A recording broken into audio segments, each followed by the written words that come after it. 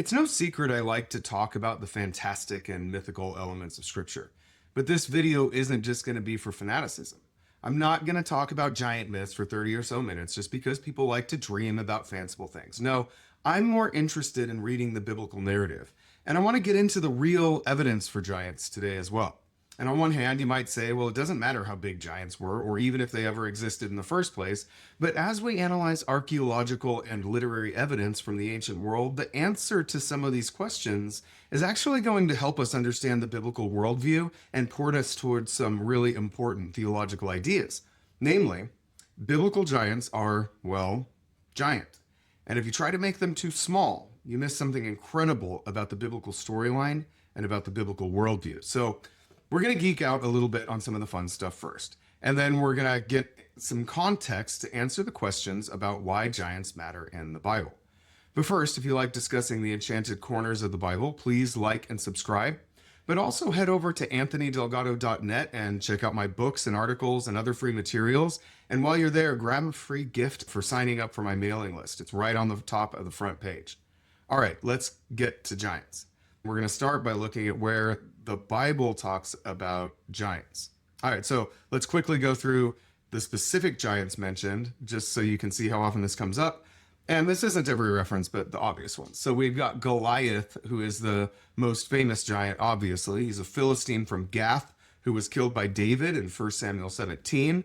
Og of Bashan, he's a king. He was the last of the Rephaim, which means giant, and his bed was described as over 13 feet long, Deuteronomy 3:11.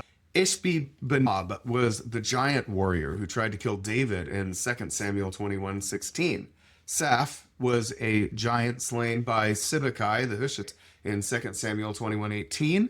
Lami was the brother of Goliath, slain by Elhanan, 1 Chronicles 20, verse 5. An unnamed warrior with 6 fingers and 6 toes on each hand foot was killed by Jonathan in 2 Samuel 21:20. Anak from the Nephilim appears to be a giant, according to Numbers 13:33. And Anak will become more important too. Let's talk about some groups and tribes of giants in the Bible. The Nephilim are mentioned twice in the Bible, in Genesis 6 before the flood and later in Numbers 13:33. The Anakim are the sons of Anak, who I already mentioned. They are a race of giants encountered by spies in Canaan. Now, Rephaim is both a general term for giants in the ancient world east of the Jordan, and at least once is a reference to a tribe of people, perhaps a tribe of giants or a tribe with many giants, a tribe known for their giants. The Emim are described as terrors as tall as the Anakim in Deuteronomy 2, verses 10 through 11. Now, notice here, it says they are also counted as Rephaim, which again is that word for giants. But the Moabites call them Emim. You always get this with the giants where there's like, they're called this, but they're called this, but they're called this. The Zamzumim, or the Zuz, are a tall tribe living in the land of Ammon in Deuteronomy 2:20 and 21, also called Rephaim, are giants there. And finally, the Amorites, not necessarily a giant tribe, but they are described as having great height like a cedar and strength like oaks in Amos 2:9. So perhaps there's some giantness going on with them. And with all these mentions of giants in the Bible, not to mention in nearly every ancient culture, we should expect to find archaeological evidence of giants, right? Well, we do, but there's a lot of shaky stuff out there. So a lot of people ask, well, aren't all of these giant discoveries fake? And the answer is yes, some of them, perhaps most of them, especially if we're talking about bones that have been found of giants. A lot of times they turn out to be, whale and elephant bones and things like that. But there is other evidence. So look at this entry on giants from the 1891 Cyclopedia of Biblical, Theological, and Ecclesiastical Literature. Now, I own dozens of theological dictionaries. I didn't need to go to some obscure 1891 version that's 135 years old, but I did because I want to sort of show that this has been a discussion for a long time, and when it comes to like faking these things, we've known that there's a lot of fakes for a long time. So I could have quoted any number of other resources, but I wanted to show you this one. I thought it was really interesting too. So anyway, so the Cyclopedia of Biblical and Theological Literature says the general belief until very recent times in the existence of fabulously enormous men arose from fancied giant graves. See De La Valle's Travels in Persia. And above all, from the discovery of huge bones, which were taken for those of men in days when comparative anatomy was unknown. Even the ancient Jews were thus misled. See Josephus, Antiquities. Augustine appeals triumphantly to this argument and mentions a molar tooth which he had seen at Utica 100 times larger than ordinary teeth. You can see that in City of God. No doubt it once belonged to an elephant. Vivas, and his commentary on the place, mentions a tooth as big as a fist, which was shown at St. Christopher's. In fact, this source of delusion has only very recently been dispelled. Well, recently as of 135 years ago. Most bones which have been exhibited have turned out to belong to whales or elephants, as was the case with the vertebrae of supposed giants examined by Sir Hans Sloane in Oxford. On the other hand, isolated instances of monstrosity are sufficiently attested to prove that beings like Goliath and his kinsmen may have existed. So notice he's like, there's all these fakes, but there's some good stuff too. Even 135 years ago, they were able to identify and expose fakes. Yet they found sufficient evidence in the literary record and other archaeological finds to believe that giants did indeed exist. And faking archaeological finds, it's just not a new venture, Archaeology as a science was formalized as a scientific discipline during like the mid to late 19th century. And before that, it kind of was just a bunch of people digging stuff up in the deserts and trying to see what they could find. And, care wasn't taken as to what was what and all of that sort of thing and cataloging. And so really archaeological is a new thing. And so we're still finding stuff and we're still learning stuff. But up to this point, fakes were popping up all over the place. And honestly, fakes still do pop up, even though archaeology has like a defined scientific process now. And you see this in movies and stuff, like these traveling exhibitions that feature relics and curiosities, various oddities. Most of them are actually fakes. And I think in movies, when you see this, that's what you're supposed to see. It's supposed to be like, oh, look at all this fake nonsense. And then there'll be like one magical thing in and among them.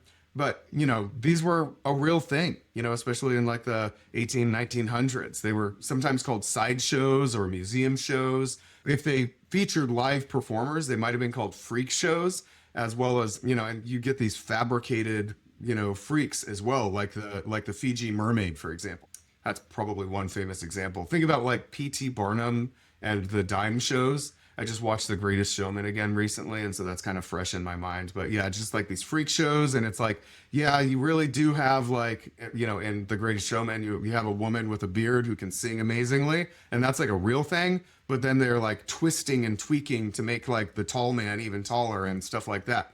And that was a real thing. It was about oddity, and it was about awe, and it was about showing fantastic things, and they didn't mind sort of, manufacturing some of that. But then that destroys some of what we're trying to do when we're trying to recover the archaeological record and answer some of these types of questions. And so this still happens, honestly, even today when we're not paying attention. One famous example would be the discovery of the Dead Sea Scrolls. When they were discovered, fakes started to turn up everywhere, and they started to really, even into the 2000s, and perhaps even still do today, I don't know. Like, we're still finding that like this fragment, that fragment, they're all fakes. And, people were just monopolizing on it and going, oh, I've got a Dead Sea Scroll, and selling it for, tens, hundreds, I don't know, thousands of dollars to make a profit. And so many of these have turned out to be forgeries. Honestly, it's hard to tell how many of the Dead Sea Scrolls that have turned up really are forgeries, but they called it a forgery epidemic. And today we have a very strict guideline. People go, what, are you telling me the Dead Sea Scrolls are fake? No, the Dead Sea Scrolls, like if you go to the Dead Sea Scrolls exhibits today, I think right now they have one out in DC. And if you go see them, those ones are verified as authentic. And there's lots that we know are absolutely authentic. We have a process for sort of determining that now, but like we didn't in the beginning. And so there was all of these forgeries coming out. It's a complete phenomenon. Now, an older example And this is more related to human remains. You can Google this. It's called the Piltdown Man. And this is a famous 1912 archaeological hoax consisting of a human cranium, an orangutan jaw with filed-down teeth, and it was presented as the missing link between apes and humans. Remember, like, we still haven't proven that humans sort of came from apes, and they're trying to, show them, everybody's looking for the missing link. Same way all of the, everyone's looking for giants. There's archaeologists out there trying to find the missing link. And honestly, it's like, it wasn't exposed as a forgery until 1953, decades later, over 40 years. But like, people are trying to do this and manipulate things because they have a worldview and they want the archaeology to match their worldview. I don't think that's a really ethical way to do science. But anyway, the lesson is you can't trust everything. And, but don't miss the conclusion of all of this discussion about the archaeology. Even though so much of the giant evidence is fake, back to the encyclopedia, isolated instances of monstrosity are sufficiently attested to prove that beings like Goliath and his kinsmen may have existed. That is, there is evidence for giants, just perhaps not as much as we want to secure conclusive results. But such is the nature of archaeology, right? Most of human history has been lost to decay and to destruction. Our history is fragmentary at best. I don't know if you ever think about it that way, but like, it's amazing we've ever found anything from the ancient world. That's the real miracle. And so we can't like say, well, giants don't exist because we haven't found a giant skeleton. And actually, in many ways, we have. In archaeology, a lack of evidence, though, it's just never evidence that something didn't exist. But if you find it and it's authentic, I guess it is evidence that it did. All right, so if we think that there is enough evidence to say giants may have existed, and certainly we see a great deal of evidence in the Bible itself, the next thing we want to know is, well, how tall were the ancient giants? Now, I'd like to read here from Michael Heiser's The Unseen Realm, pages 211 to 213, and there's just excerpts. I'm not reading 3 whole pages. The only measurement for a giant that exists in the biblical text is that of Goliath. The traditional Hebrew text has him at 6 cubits and a span, roughly 9 feet 9 inches. The Dead Sea Scroll reading of 1 Samuel 17:4 disagrees and has Goliath at 4 cubits and a span, or 6 feet 6 inches. Virtually all scholars consider the Dead Sea Scrolls reading superior and authentic. I'm not actually sure that's true. I think that's a little overstated. Archaeological work across the ancient Near East confirms that 6 1/2 feet tall was, by the standards of the day, a giant. One scholar of Israelite culture notes that an average height of an ancient Israelite in the patriarchal period was around 5 feet.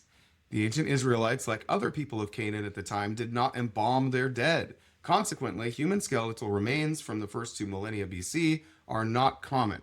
One of the millions of people that lived in ancient Syria, Palestine during that 2,000-year span, a few thousand skeletons have survived.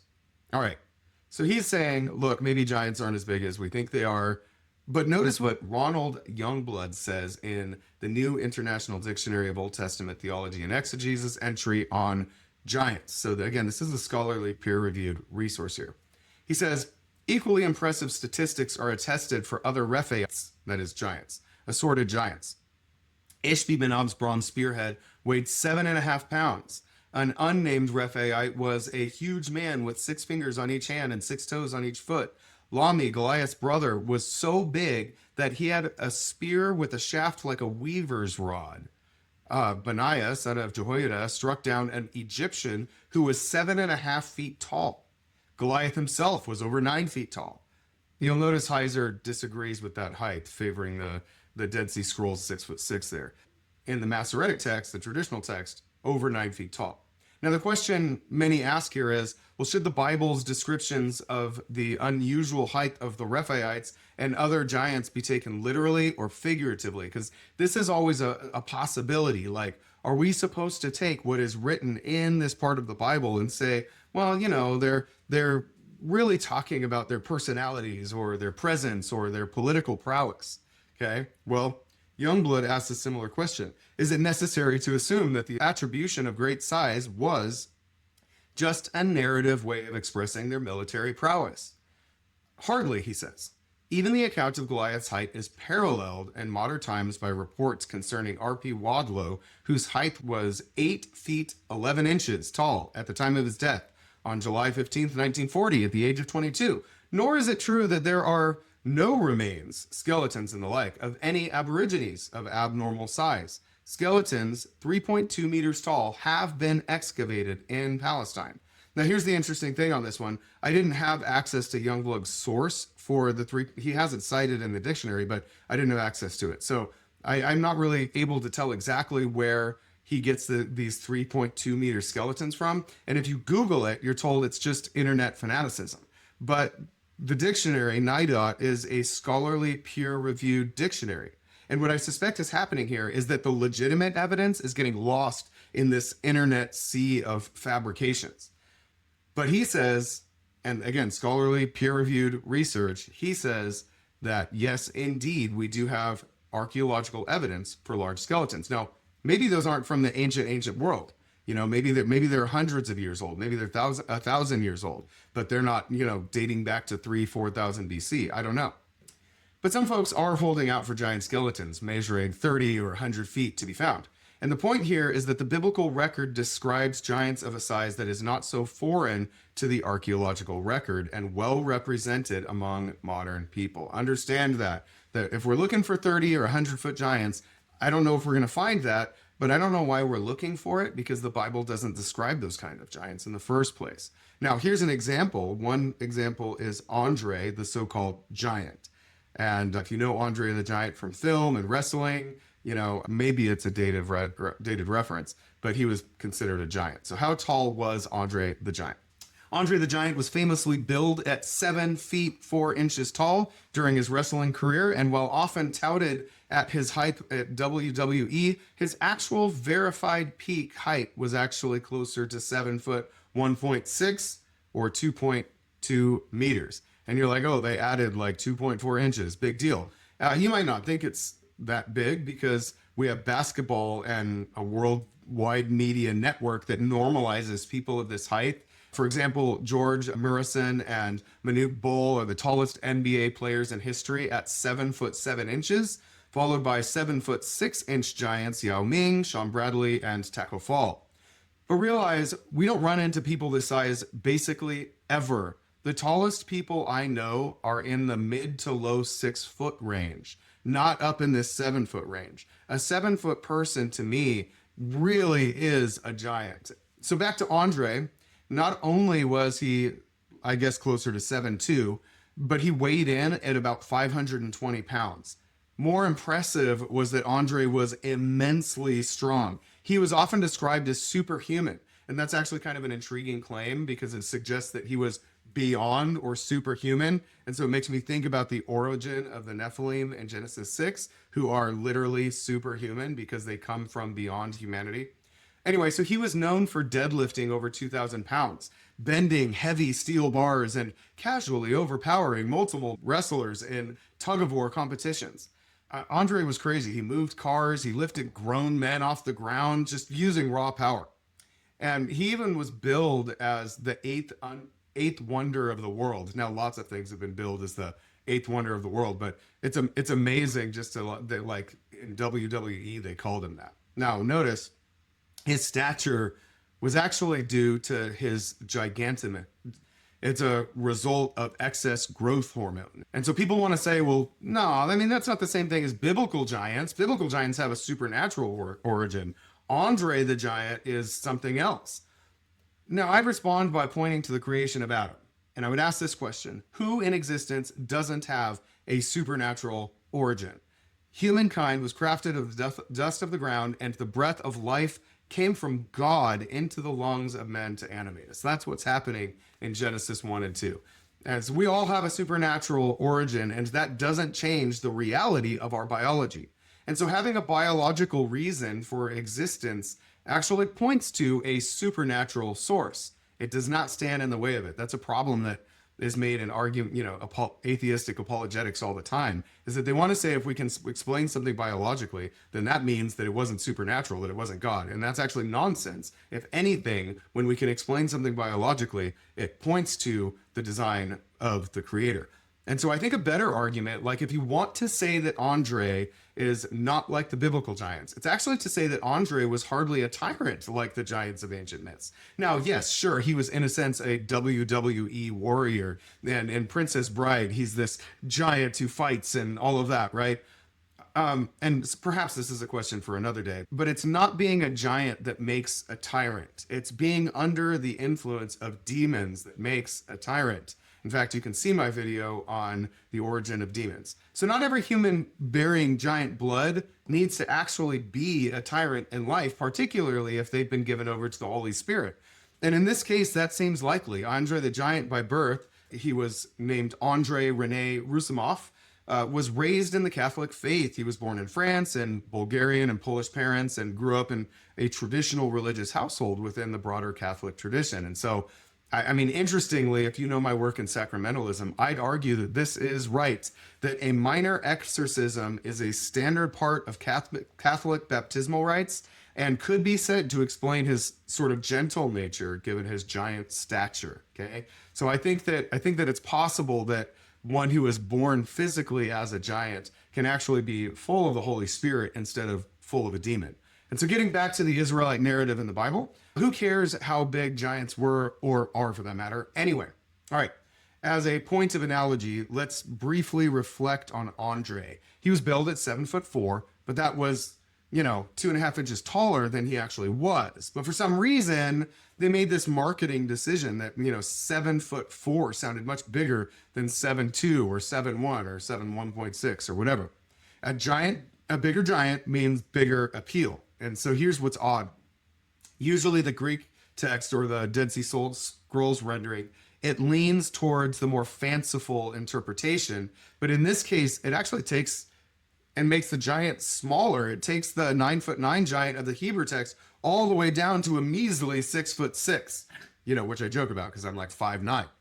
As discussed, Heiser says, yeah, but that's still really big if the average Israelite man was only 5 foot. And I will tell you, I am only 5'9", and I feel rather large next to a 5-foot human being. And so it's true, right? But I don't feel like a giant. And it does put the biblical giants into a framework that's a little bit more workable, since we have evidence from Andre and a number of these basketball players, other really big people. We know that, some people are just kind of big. But we have a record of men up over 9 feet tall as well. And so that's not really the issue here. I don't think we're really dealing with an issue of meshing the biblical record with the tangible reality. What I actually think is, even if we allow giants to be 9'9", I think that we have a very good cohesion with actual reality. And I'm even comfortable saying, hey, you know what? Perhaps at some point they wrote it this way or that way because of who people were interacting with. Again, the ancient world, all they have are these, are either tales or the one guy and the one tribe they saw that was supernaturally tall or whatever. So like I'm comfortable with either height and calling them both giants.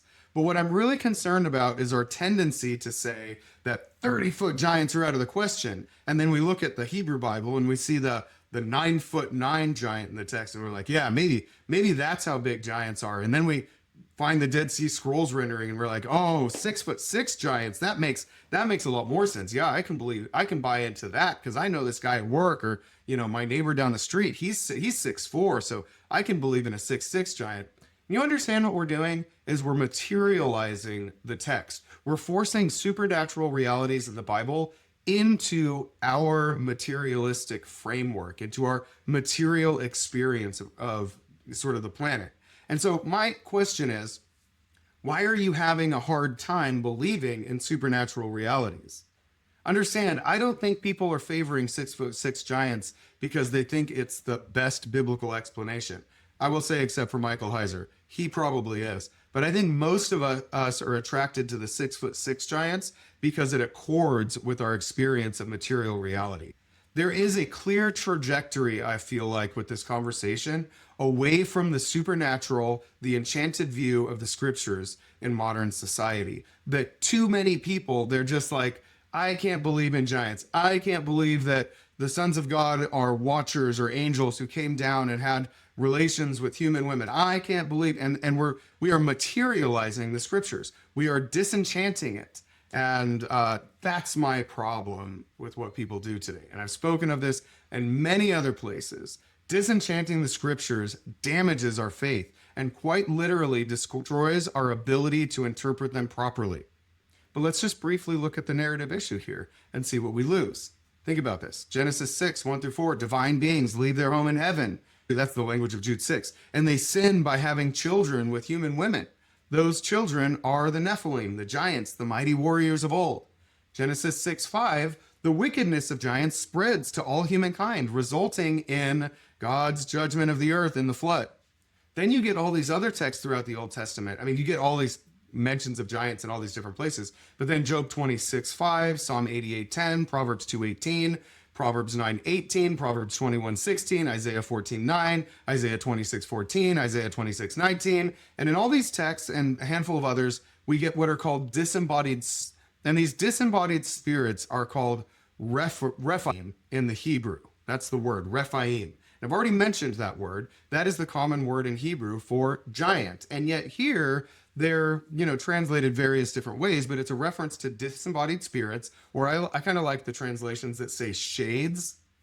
And they're described in opposition to God and to his goodness in all of these different texts. And so you have these spirits called giants who are in opposition to God and his goodness. Well, what do we call those? Well, when we get to the Gospels in the New Testament, they call them demons or disembodied spirits that take control of humans to make them do, or at least influence, demonize humans, you could say, in order to make them do things that are wicked on the earth and in opposition to God and his kingdom. And then Jesus heals these people that have these demons by casting the demons into the abyss, which is the very place that Jude and Peter will tell us that their fathers, the sons of God who came down in Genesis 6, that's where they are chained for their sins.